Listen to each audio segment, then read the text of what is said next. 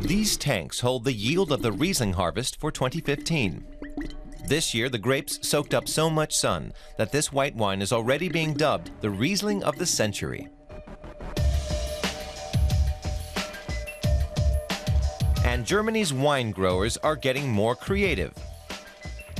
Felix Peters doesn't just grow Riesling, but also Blaufränkisch, a grape variety from Austria used to make red wine. He calls this year's harvest one of the best ever. I think back on the summer of 2015 with all the heat, the dryness, and the worry that the vines wouldn't be able to take it.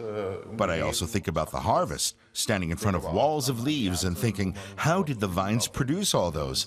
It was extraordinary, but not self-evident. Things could have gone wrong.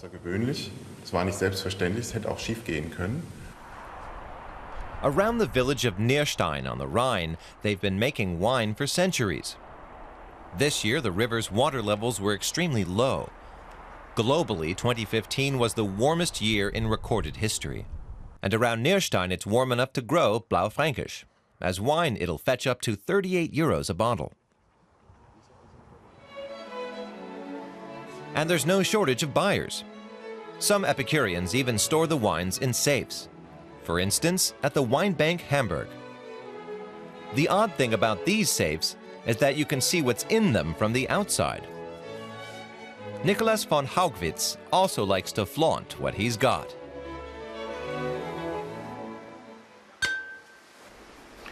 Ein Dom Perignon 2004. He's head of marketing at one of the world's leading wine merchants, with an annual turnover of 470 million euros. He's looking forward to the 2015 Riesling. If you like to drink Riesling, then you're certain to enjoy what lands in your glass in the coming year.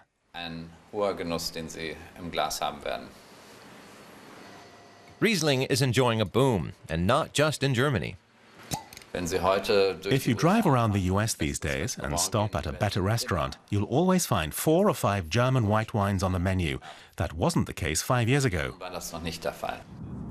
That's largely due to climate change. Even cypress trees can now be found growing in Rhine-Hessen, just like in Italy. Gunther Wittmann grows a variety of Riesling and makes it into wine that's sold around the world. Every year, it's a gamble. Flowering time, harvest time, cellar time. There are risks everywhere. As a rule, we have things well in hand, but we can't influence everything.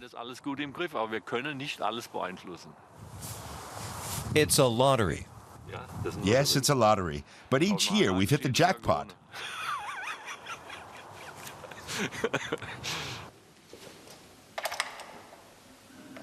And this year, the vintner is tasting his Riesling for the first time. It's been aging in barrels for 3 months. This is an organic dry white wine. It's fantastic. It has everything. Lots of juiciness, strength, and substance. And it really lingers on the palate. It's very, very promising.